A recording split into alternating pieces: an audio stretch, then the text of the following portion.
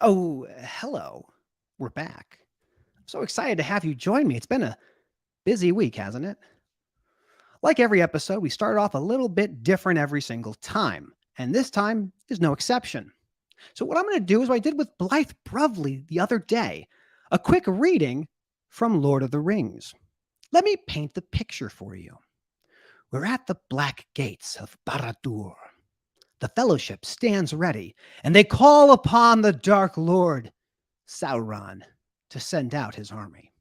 It's quiet, nothing, and then drums, and then horns, and then the black gate opens. And here is where we're going to begin. At its head there rode a tall and evil shape, mounted upon a black horse, if horse it was, for it was huge and hideous. And in the sockets of its eyes and in its nostrils there burned a flame. The rider was robed all in black, and black was his lofty helm. Yet this was no ringwraith, but a living man, the lieutenant of the Tower of Barad-dûr.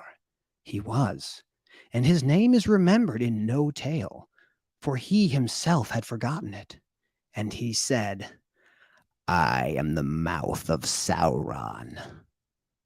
But it is told that he was a renegade who came of the race of those that are named the Black Númenóreans, and he entered the service of the Dark Tower when it first rose again. And because of his cunning, he grew ever higher in the Lord's favor, and he learned great sorcery, and he knew much of the mind of Sauron, and he was more cruel than any orc. Now, that's a really good quote from a really good book. Thank you all for joining us. Now, another piece before we get into our wonderful guest today, and she needs no introduction, but she'll get one anyway. Charlie Saffro will be here momentarily.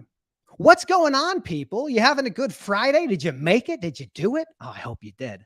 Now, I've been thinking, wouldn't it be cool if I could be a pitchman for a company like CS Recruiting? Wouldn't that be fun? Wouldn't that be enjoyable? Well, I certainly think it would be. So I've practiced a few pitches. Let me know what you think. Do you hate what you do? Do you hate who you do it for? Maybe it's time to shift gears in a different career. Wait a second. That sounds really negative, doesn't it? That's not the right way to go. Let's try it again. Do you love what you do? Do you love who you do it for? Maybe it's time to grow that team. And if you're looking to grow that team, you need the right people to find the right person at the right time. It's all about recruiting and it's all about retention. And when we're talking about recruiting and retention, there's no one better than my very, very special guest, Charlie Saffro. And now, without further ado, Charlie Saffro. Charlie! Hey, Matt, you're hired. We're getting there. How are you? I'm doing well. It's Friday. How are you? I wish it was Monday. Wouldn't that be nice to start over again? No, I'm ready for the weekends. I need Tough it but this week. fair. Well, I'm excited to have you. I have been a fan of you for a really long time. You have been making such great content and such leadership in the space around recruiting, around retention. But I'd like to talk to you. Tell us, for those who don't know you, who is Charlie Saffro? Wow, I should have you do it because you just did such a great intro. But I will say I do love what I do, and that's what I try to help other people find. So I'm the founder and president of CS Recruiting. We specialize in helping companies secure the best talent in the industry. So we are working with 3PLs, we work with asset providers, with shippers, tech companies, equipment companies. At the end of the day, we can fill roles that range from an independent contributor all the way to C-suite and everything in between. So we kind of play both sides of the desk. We're helping companies find talent so they can grow and continue to deliver and improve their services. And on the flip side, we're helping people find homes and career opportunities where they feel good, they feel respected, where they want to be giving their all because they enjoy their work and feel their purpose. So helping candidates and clients come together as matchmakers. Now, speaking of the matchmaking side, we've seen some incredible trends over the last few years. We had the global COVID pandemic, and that put people into their homes. And now we've kind of seen, I guess it's not there anymore. So people are coming back. And these people that have been working flexibly before are now working in offices. Now, you have made the decision to go completely remote. What made you make that decision? And how is it playing out so far? Well, it's a great question. And when I reflect back, CS recruiting was always a hybrid workforce, and we never really promoted it. We never really pointed that out. But our team from day one has always worked 2-3 days a week at home. It's kind of a funny story. When I went to hire our very first employee, Beth, who's still with us today. I love Beth. Yep, I know you know her well. And she lived in the city. Our office was in Highland Park.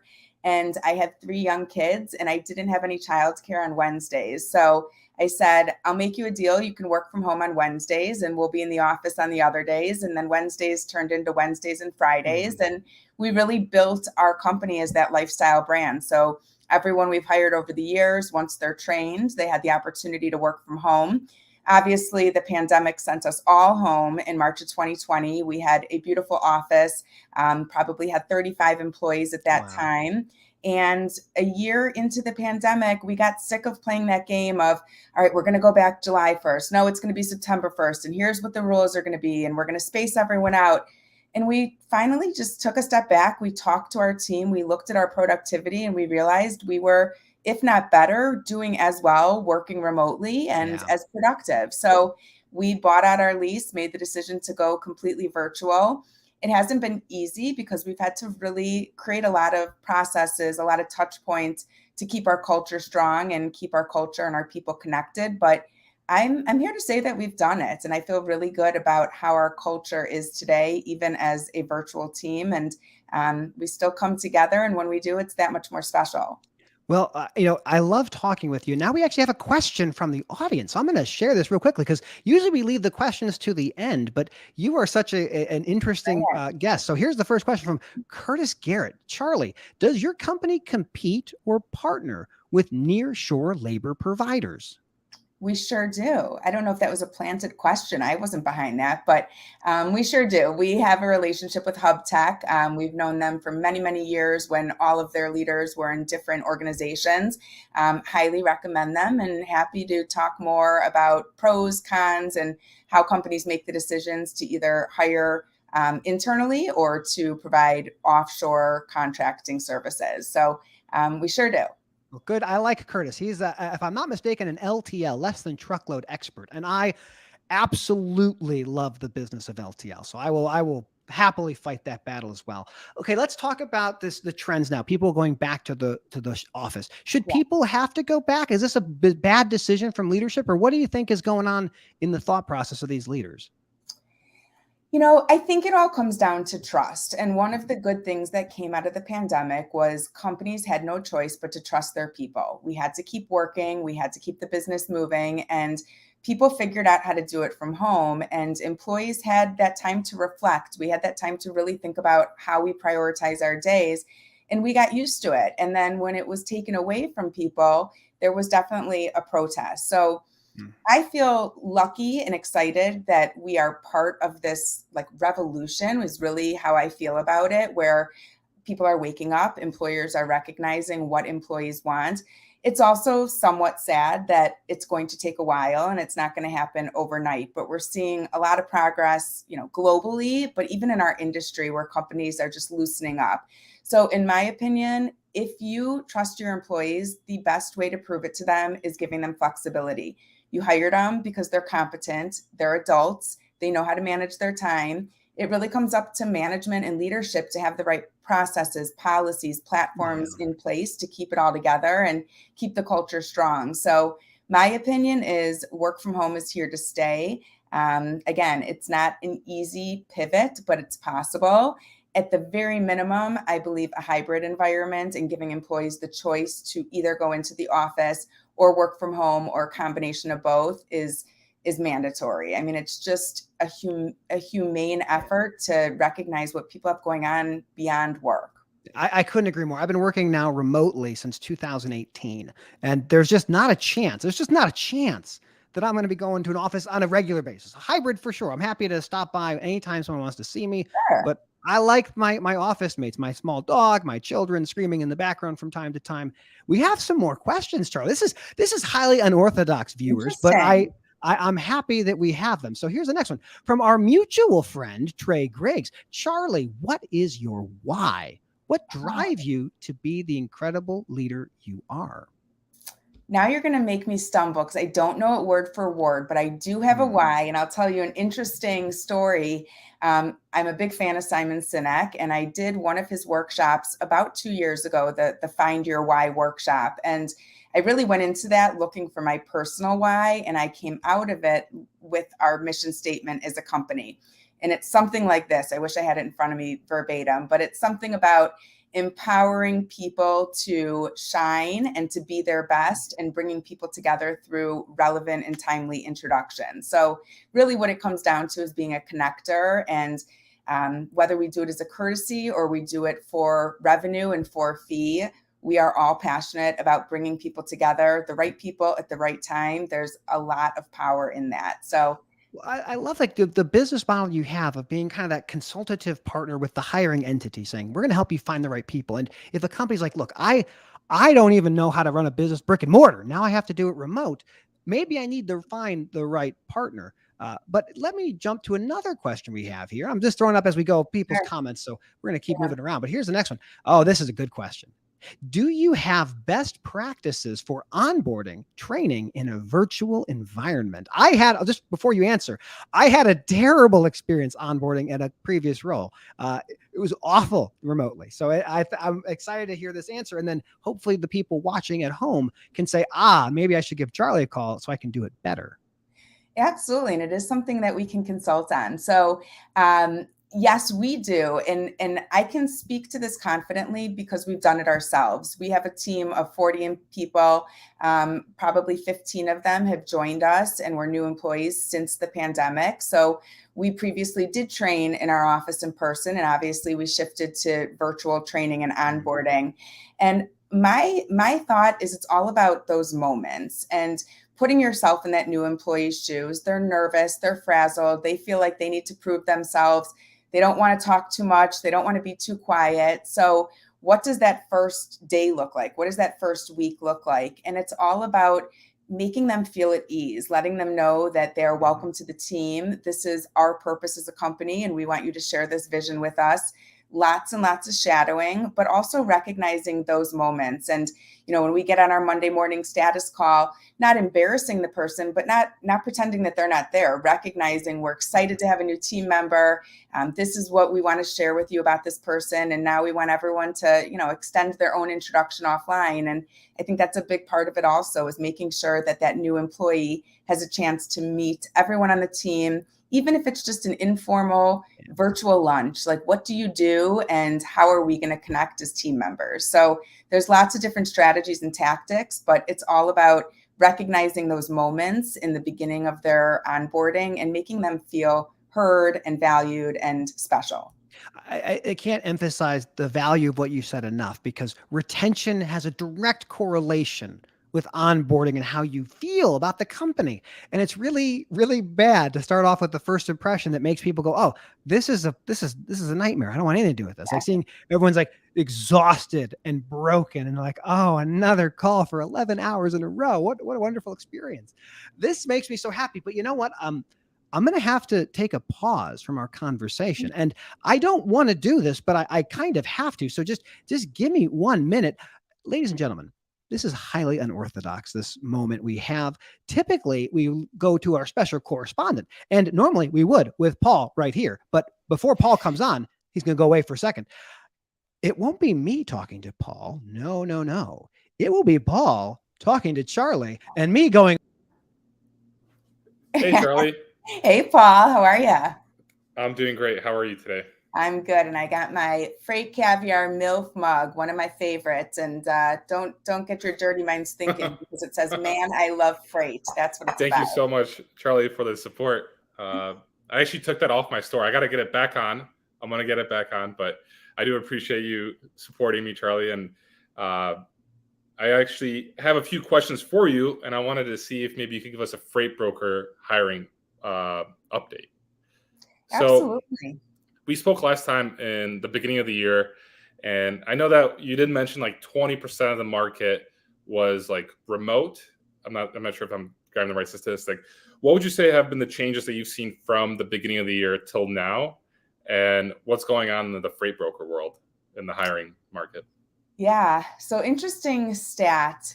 3 years ago and before that, 1 out of every 66 or 67 jobs was remote. And today we're looking at closer to like 1 out of every 6 jobs is remote. So it's clearly a trend that is staying, and there's a reason for it. In our industry, we have seen the companies that are offering remote opportunities grow leaps and bounds. And the reason for that is that they can secure great talent anywhere in the country. If you're not limited to, your 10 or 20 mile radius of your home office, you can really go out there and you can get niche experts and you can get the right people for your team the first time. So seeing a lot of hiring and certainly welcome opportunities for our team that are remote. It just makes our job a lot easier, and we can really perform and please clients because we can truly bring them the right person when we have that larger talent pool. In terms of the brokerage market, I don't want to be naive or seem ignorant, but the recession hasn't hit us quite yet from a layoff standpoint. Interesting fact is that in June of this year, the layoff ratios in the United States were at an all-time low, lowest they've been since the year of 2000. So what I believe is that social media gives people a voice, and clearly, I'm proud to have my voice on LinkedIn, but there's a lot of loud people out there, and there's a lot of people in the startup and tech world that have been laid off, and my heart goes out to them. I know how difficult that is, but we're not feeling it in our industry yet. I have yet to see a round of mass layoffs in the brokerage environment. Certainly people being let go more for performance reasons, but I'm hopeful that our market will continue to grow. The hiring needs are there. The demand is there. We just need more qualified people. And to your work from home point, companies need to recognize that they need to trust their people. You trust by empowering them to build their own schedules and have flexible work environments. So if anything, it's not entitlement. It's improving morale, recognizing that we are people behind our titles, and companies adjusting to make it work. Wait a second. I'm sorry. I have to jump in here for a second. Charlie, you got to go. Freight Caviar, Paul, where are you? I'm in this basement that I got kidnapped by some weird dude named Matthew. I'm in his basement. I don't even know where I'm at right now because you didn't tell me location. You just kind of that's an interesting thing. So for the audience who's watching at home, Paul is in my basement. Yeah, those that's books right. Behind him are actual law textbooks. The Michigan Reporter. We could talk about Michigan state law that went all digital, and Matthew ended up picking up all the books here. But this is a good segue. So tell the viewers of Fist of Freight Caviar, what are you up to? Before we'll bring Charlie back in just a second, I gotta know, first of all, why are you in my basement? And second of all, where are you going next? Well, I'm in your basement because you invited me. So thank you, Matthew, for inviting me over. We had a wonderful podcast recording right beforehand. Yeah. So I'm literally, Matthew's just right above me at the current moment. These are real books, Abby, real books. But yeah, so I was hanging out at Simple Logistics in St. Charles, and we planned it out perfectly to where I was at Simple Logistics. Then I came to Matthew's place, and afterwards I'm driving to Molo Solutions to go meet Andrew Silver and the Molo Solutions team. So I'm going to be out in Chicago. I got a few days left in Chicago before I go to Poland, but I got a few meetings. I'm going to meet up with Seco Logistics, Brian Bork. I'm going to meet up with Danny Frisco from Rapido Solutions, and I'm going to meet up with Neutral. in their office, as well with GTS Care. Sorry, this a lot makes of me companies. so happy. This makes me so happy. So we have all these comments. People are very surprised and excited. They don't understand the nature of the inception of you being in my house as also on this program. Just a shout out to Timothy Dinan. He's the lawyer who I got those books from. These tools used to be the thing that you had to have to practice law, but they're really used anymore. Now they're all books. So Paul, I hope you have a safe trip. I can't wait to find out more about Freight Caviar. We have your tag here. Is that on Instagram? Is that on Twitter? Where else can people Freight Caviar? Yeah, Instagram, Twitter, LinkedIn. You can go to freightcaviar.com and sign up to my newsletter for updates, weekly updates, and yeah, growing a media company. If you want to sponsor me, reach out to me. I have a nice big audience to get your company across different platforms. So definitely. Thank you, Paul. Yeah. It's a pleasure having you. That's a good point. We'll say before Paul, well, he's gone now, but he does something really inspiring and special. Making content is hard. Finding ways to reach an audience is not easy. Having people that know how to do it and how to do it well is something that we all can benefit from. So I urge anybody who needs some strategy on mobile and making content that is interesting and likable and shareable, I think you have to reach out to Paul at Freight Caviar. Now, without further ado, back with Charlie. Charlie, I am so sorry. That seemed a little bit unorthodox. I apologize. A-okay. Paul and I go way back, so happy to have a chat with him, although I feel a little slighted that I wasn't invited to your basement. Okay, so if we do titles for these things, like that is the title. That is, I wish I would have been invited to your basement. That is something very, very happy. I like that. Okay. Let's talk about some more controversial topics because I love controversial topics.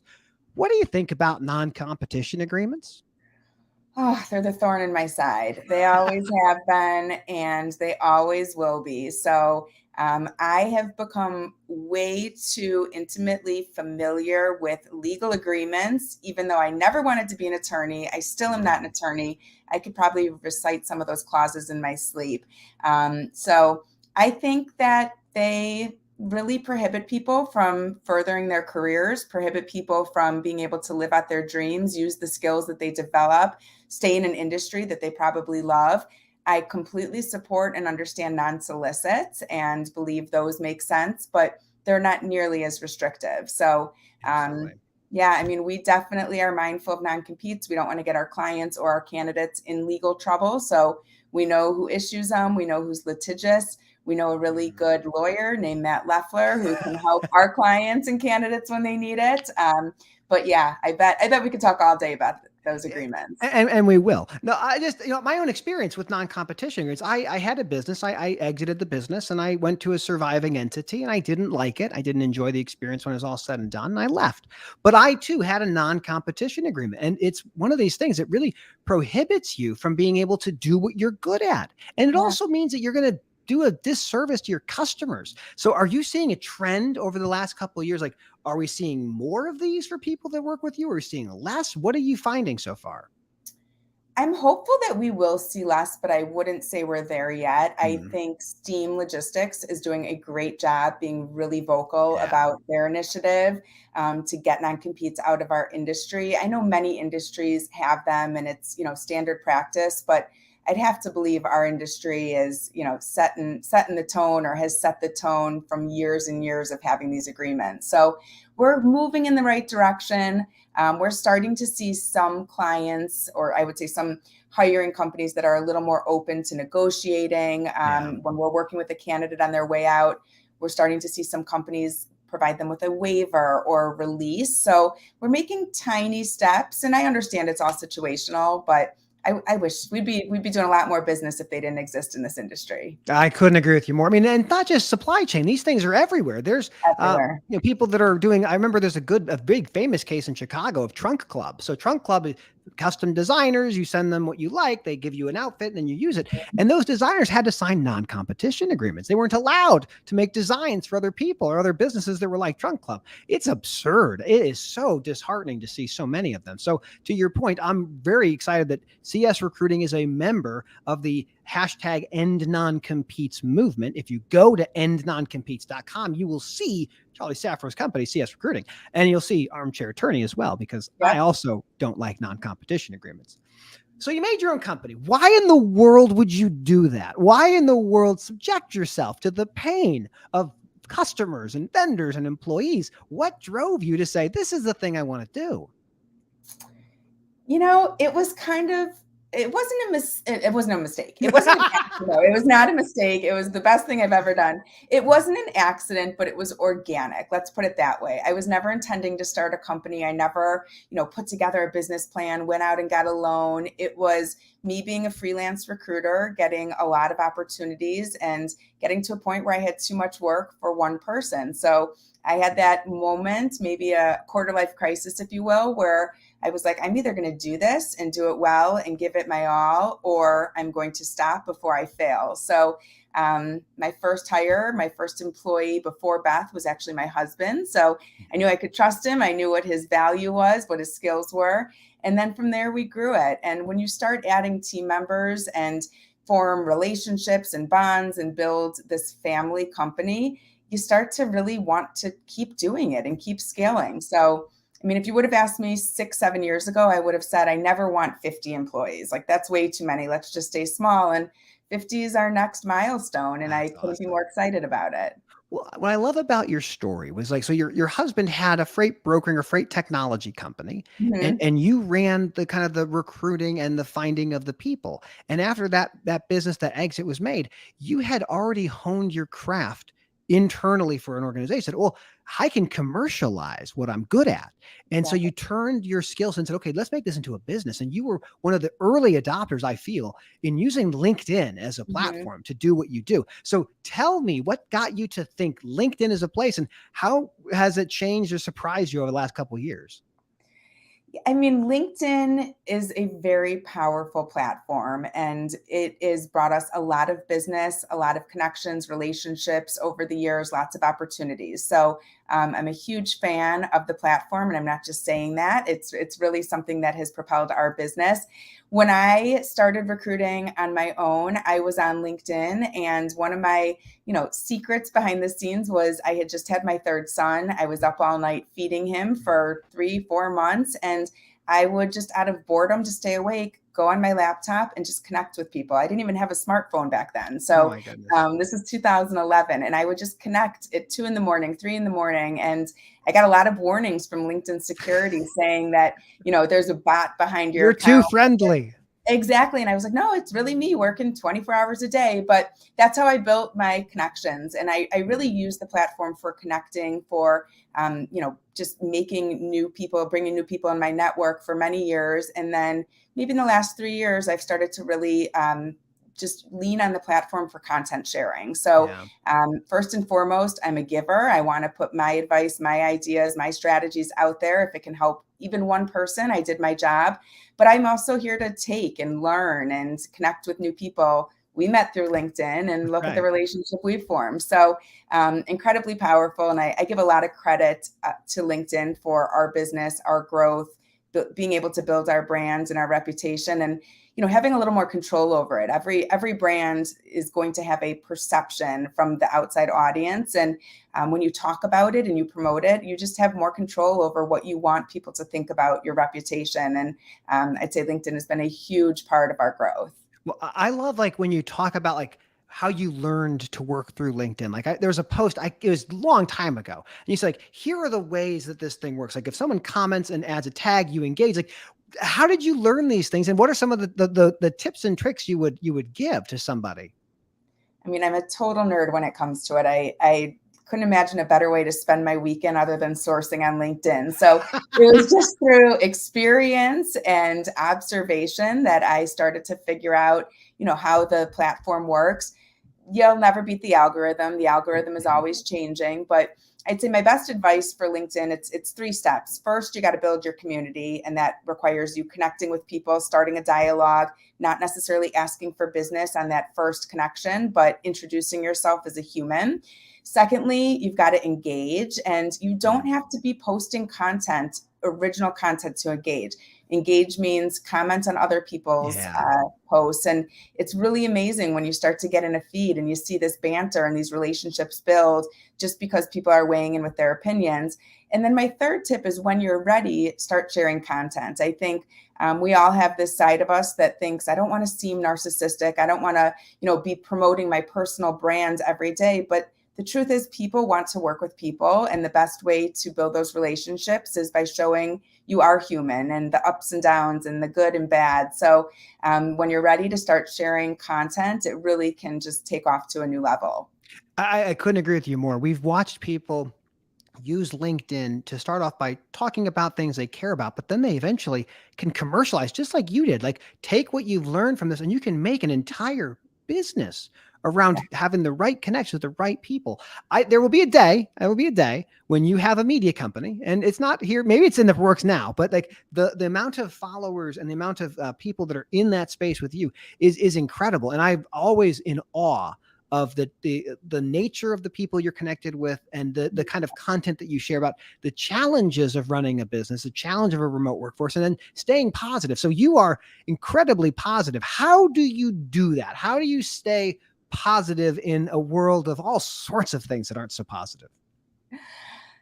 So I think people would probably describe me as chill, and sometimes I might be a little too chill, but I pick my battles. I don't let the little things get to me. I don't take things personally. I used to for many, many years, and I've just learned to, fight the good fight when it's important to me. So I think that's a big part of it. I also think it's important to be vulnerable, and I'm not on every day. I posted something earlier this week and genuinely was comfortable sharing with my network that I am off. I don't, I'll blame it on the Mercury in retrograde and the universe, but truthfully, Right. like something was just off this week. Maybe it's my kids going back to school or just the changing of seasons. But anyone who runs a business cannot expect it to be on every day, every moment. That leads to burnout. So just being vulnerable and saying and sharing it with my team, like if I fumble on my words this week or I'm not as available as I usually am, like just give me a moment. I'll be back, and I'll be back better than ever. But I think you just have to give yourself grace.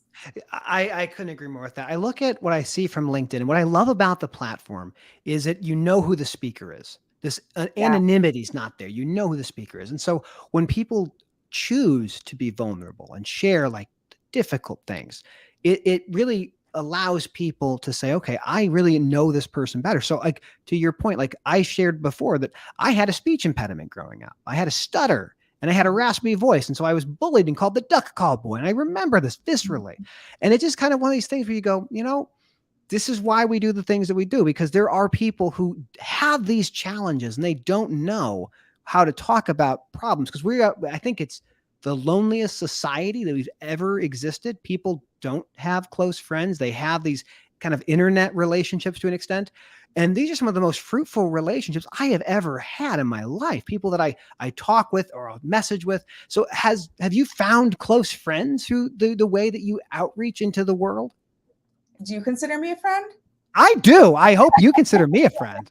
Absolutely. I mean, I'm looking at the names in the comment section, and so many of these people I consider friends, and some of them I've met live, some of them I haven't, but our relationship formed through LinkedIn. So there's just power in being able to, see what the 2 degrees, 3 degrees of separation looks like. And there's always something to talk about, whether you went to the same school, the same person, you live in the same city. So I always joke, what would LinkedIn be if 23andMe bought it and we had like a DNA overlap, and you could see like, oh, we're second connections because we share friends, but we're actually fourth cousins. So I joke about that, but I think that would be crazy and super fascinating. I would love to know the DNA makeup of my followers. I think that would be really Right? I don't want that. I joke. We have some great people in the comments saying terrific things about you. But to your point, like what we share on these platforms is interesting. So we're seeing Mhm. people,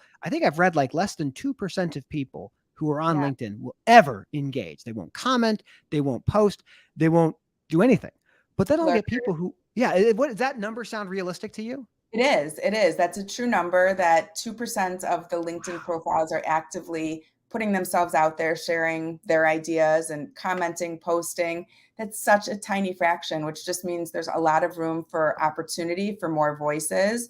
Also really excited. LinkedIn is starting to recognize content creators and support them and provide ideas for thought leadership. So I think the platform is also making huge strides and letting people be their personal brands, promote their personal brands. And seeing, all this good stuff that comes out of it. And the robots want the humans to talk. They don't want the business to talk. I mean, that's one of the things advice I give to some companies, like, oh, we post this stuff on our company and no one's engaging. I'm like, yeah, because it's the company. Yeah. Have an individual do it. Have someone talk about it.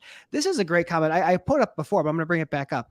Let's talk about being a professional. Let's talk about being a parent. This is a key part of all of our identities. And most of the time we kind of suppress it, like, it's not something worth talking about. How has it impacted what you do, being a mother? You said mother of 3. I'm a mother of 3. I have 3 boys, 3 teenage boys, really, at this Do they get easier as they get older? Is that it? It actually does. They can make their own lunch. I'm going to have one driving in about 3 weeks. Then my whole life, I have high expectations that my life is going to get easier. So check back in early October. Yeah. But I mean, I think that I can apply a lot of things I learn as a parent to work and vice versa. So one of the things I try really hard to do in a professional setting is to be an active listener and to really, reserve my comments or thoughts till the person gets their idea out. And that's not something I always did at home. I felt like I was the adult and I was going to tell my kid what to do and how to do it. And I've kind of taken a step back and treated my kids like some of the professionals I work with. And it's only enhanced our relationship. So stuff like that. Also, I mean, the pandemic gave me an opportunity very indirectly to not only inspire my kids, but to show them what my work is about. I used to leave my home in the morning, return at night. They always saw me carrying around a laptop or picking up a call, but they didn't really understand the work I did, the purpose behind it, the team we've built. And, having my kids at home doing their school and being behind my office, like it just gave them a new level of appreciation and something, I hope something to look forward to when they become adults. So lots of pros and cons. You also, there's no better multitasker than a working parent. So you have no choice but to figure it out and you prioritize, but you somehow get it all done. So you made the conscious decision, I assume, from going from man-to-man coverage to going to zone coverage. So having the 3. I'm in the process. I know you are. I'm walking down this path, and I want you to encourage me that this light that I see at the end of the tunnel isn't actually like a freight train. So is there any advice you'd give to someone who's in the process of going to have from 2 and I'm going to 4? What advice would you give? After I had my 3rd son, so many people said to me, now you need to have a 4th so you can have balance. And I thought that was crazy. And it took us 10 years till we got a dog, which I consider now our 4th. But I actually think there is something to be said in that when you have 3 kids, there's always an odd man out. It's always 2 against 1. The dynamics constantly change. But, I have 3 boys. They're athletes. Someone's always on, one side of the court and the other 2 are on the other side. So maybe you're onto something that maybe balancing it out and having even teams, 2 kids per parent is the way to go. Okay. Well, Curtis has just said he has 5. So okay, we have to take a quick break. Charlie, I'm so sorry. It's a pleasure speaking with you. You have to leave. Ladies and gentlemen, every week we are joined by our very special correspondent, and we'll bring her in just a moment. And my goodness, I love the way she's put her name in today. You'll see it momentarily. I was in Nashville earlier this week meeting with the new team that I'm joining, but more importantly, I was joined by my very special correspondent, Abby Half a Pretzel. Hello. Abby, how are you? I'm good. One of my friends used to call me Half a Pretzel because, my last name is Hafenbrettel and nobody knows how to pronounce that. I pronounce it the correct way, Hafenbrettel. Is that the best way? Hafenbrettel. Ausgezeichnet. You have some stuff for us. What's going on? Eric Johnson, I got to throw out to him. I love Eric. All right. What do you got? Yes. What's happening? So I am here to give you guys the update you didn't know you needed with The Bachelorette. Thank goodness. I know. Tell me what's happening in The Bachelorette. All right. So we had a good week this week. We are in the Netherlands. So one of the group dates, they went to the cheese capital of the world. And delicious. And I'm from Wisconsin. So of course that was a great episode. Logan, you remember Logan? Logan was the one that was on. I'm tired of Logan. Logan, nobody likes Logan. No offense if there's any Logans listening. You don't mean you specifically, Logan, just the one on the television show. Right. Logan was on Rachel's team and he flip-flopped to Gabby's team. And now he's got COVID, so he's kicked out. And Gabby broke up with Nate, the drama. Oh my goodness. COVID once again. What's up with this? I thought it was over. You know, it could have been the producers just wanting to get rid of him, honestly. Oh, do you get kicked off if you get it? Conspiracy theories. Is that the rule? Like, I have no idea. Like, So I don't know if there's any books down in the basement that talk about this. Paul, do you have any idea? Are there any law books on COVID and the Bachelorette down there? These books are ancient. These books are from like 1971. So I doubt they have anything about COVID, unfortunately. Well, I appreciate that. Thanks for letting me pull you back in briefly. Of course. All right. Abby, I am such a big fan of what you have, but let me ask you a question. Do you have any questions or thoughts for the great Charlie Saffro? You know, I'd love to meet you in person. I'm going to be in Chicago. Well, how about you guys meet right now? That's true. Hi, Hi. Abby. How are you? Hi, I'm good. How are you? I'm good. I have a suggestion though. I'm a big reality TV fan, but I am not keeping up with The Bachelorette. So maybe next week we could talk about Love Island. Do you watch that? I don't. It is very addicting. And it's one of those shows that's on, it's like Big Brother. It's on every night of the week. So you like can't get enough. Really? Yeah. Man, see, that would be dangerous for me because I would get sucked in and then I'd be like, I need to watch it. I'm going to It's miss embarrassing. It's embarrassing. I have no time for anyone or anything, but yet I've dedicated 35 hours in the past 3 weeks to this ridiculous reality show about people hooking up on an island. So let's any Love Island fans out there, come on. I know there's got to be some. In the chat, please add any questions you have on Love Island. I watch Alone. My wife and I binge watch Alone on the History Channel when you're surviving in the wilderness for days and days and days.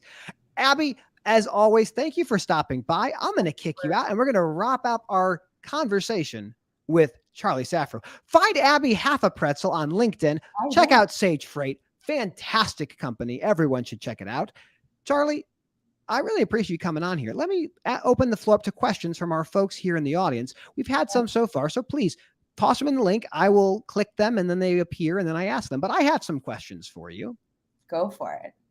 Why don't people want to work anymore? Why don't people want to work? Everyone asks me that question. They say, why don't people want to work? Are you finding, like, here's the background.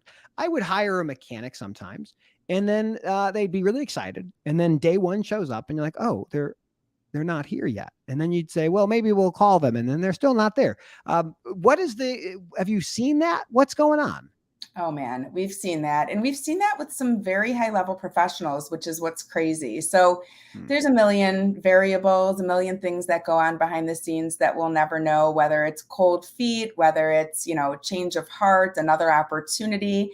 I think a lot of it has to do with just like fear of the way they'll be treated in a work environment. And unfortunately, there's a stigma and it's real in some companies that people don't want that toxic environment. So while they, kind of give up on it, there are other opportunities and you just have to find the right home for you. So I like my work. Maybe I'm one of the few.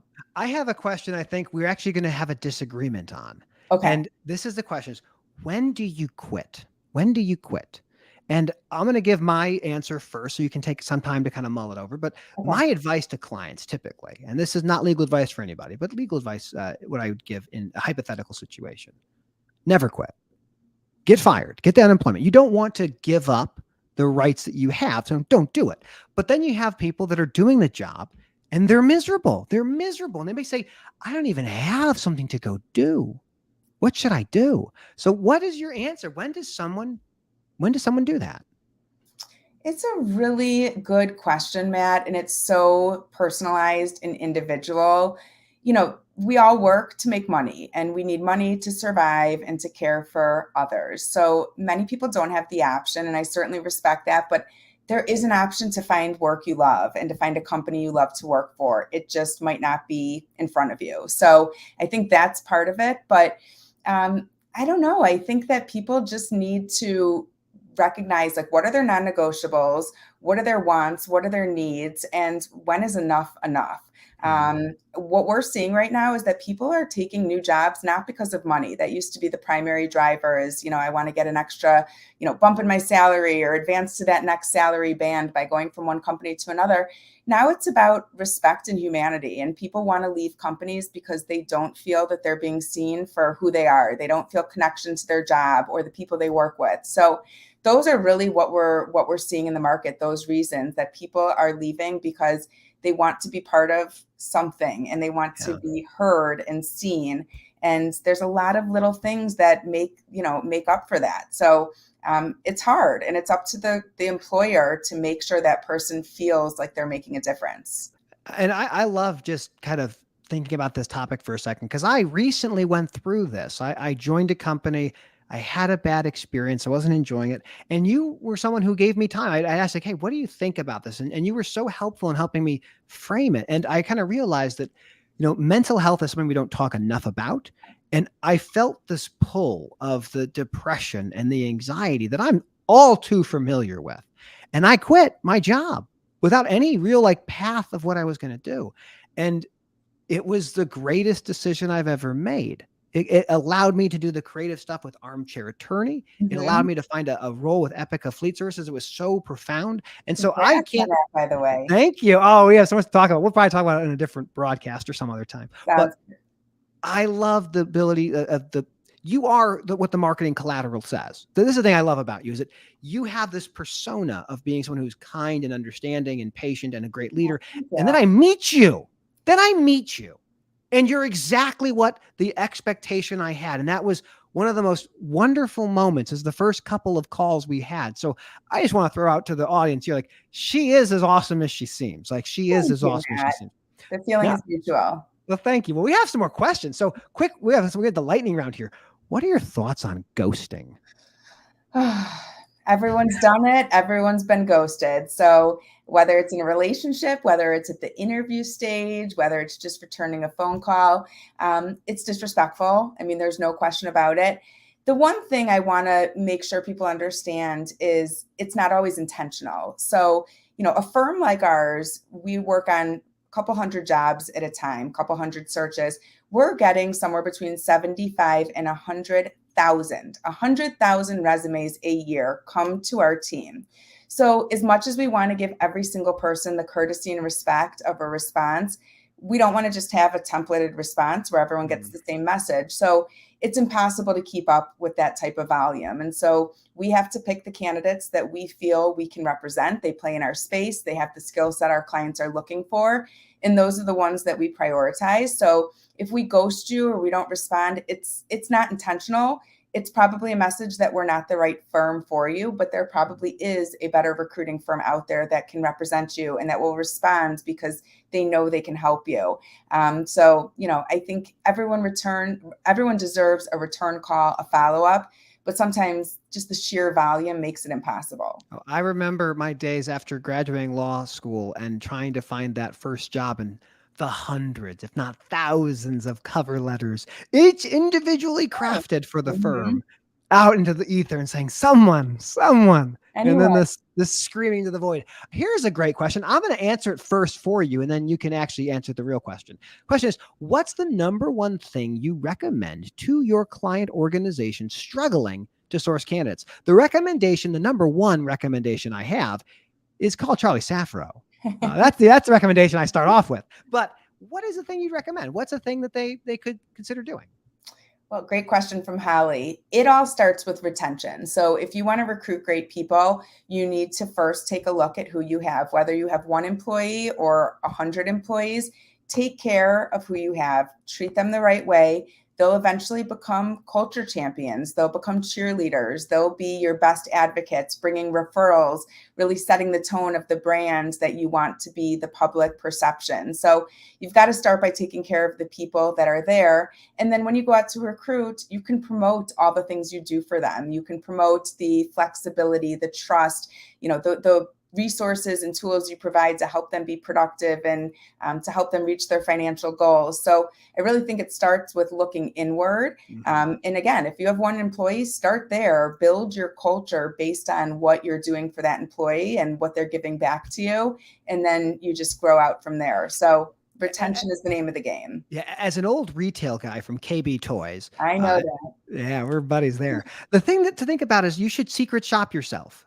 You should be able to say, okay, I'm a new candidate. Let's see what day one is like. And you can find out pretty easily, okay, what is the opportunities I have to improve my business? Because a lot of times leadership people are like, I don't care at all about anything other than the productivity that I see in the reports. And this is something that's important for people to kind of spend some time on and say, if you want to drive retention and drive that overall experience, match the marketing with the collateral. That's what you have to do.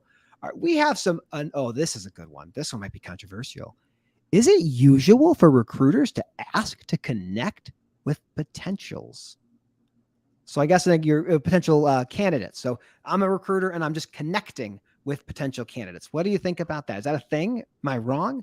It's definitely a thing. And I mean, I'd say if I'm understanding it correctly, we've built our whole business on proactive introductions and proactive connections. So we may not have a job for you today, but if you have the background that is in our industry and we believe we can help you one day, we want to get to know you yesterday, and we want to have you in our database, and we want to know your hopes, your dreams, your compensation requirements, because when that job comes up that is a match for you, we are going to reach out and find out if it's the right role and the right time. So I encourage everyone, no matter how secure or stable you think your job is, have a recruiter on your side because you'll need them one day.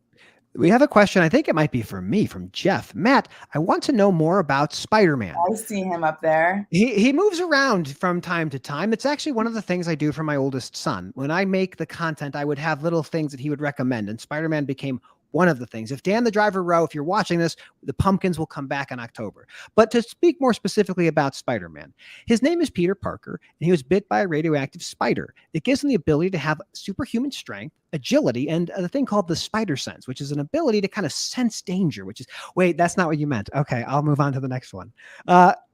As Monty says, retention is the new recruiting. Absolutely, it is. Absolutely. This is important for people to know. Now, here's the next one. This one's from Curtis. Will knowledge workers become more like Hollywood's labor structure and the long-term gig economy? Take a project, go all in, get paid, and then figure out what you want to do next. I kind of live that momentarily, but I think I don't know. That's a good question. What do you think about that? I think that's, in our industry, it makes sense because there's seasonal volume increases, and there are different opportunities that come up at different times, and they may not always be available. In my business, I want loyalty. I want people who have a shared passion, who, not that they're working around the clock, but they care about work and they're constantly bringing new ideas. So I think there's something to be said for exposing yourself to different opportunities, building a relationship and network while you do so. But also there's a lot of just importance and worth in being loyal to a specific employer. Well, let's look at this question. We have another one. I'm trying to scroll and find it now. I will find it. How about your opinion when it comes to candidates that ghost recruiters and employers? From my friend Bill Paul. Yeah. My best advice is that when you ghost a recruiter or you ghost an employer, you burn your bridge. And don't forget that. Nobody wants to be ghosted. If you get that far in the process, we know your name, we know where you live, we know your contact info. So fool me once, shame on you. But I think that's something people need to be mindful of. There's a difference between ghosting and simply, not responding or not showing up, and showing a courtesy with a text or an email explaining why. And that's all a recruiter or an employer would ask for, is if there's a reason you are not responding or showing up, tell me why, because I could probably learn something from it. So again, it's just courtesy. Don't burn your bridge. Just be a human and treat someone the way you want to be treated. That sounds like sound advice. Charlie, I am so overjoyed for having you on the program. We have more comments. Let's see. Well, this is from Jeff Dickinson again. If you have been in the industry for a long time, use your God-given talents. Start your own business. Work less and make more.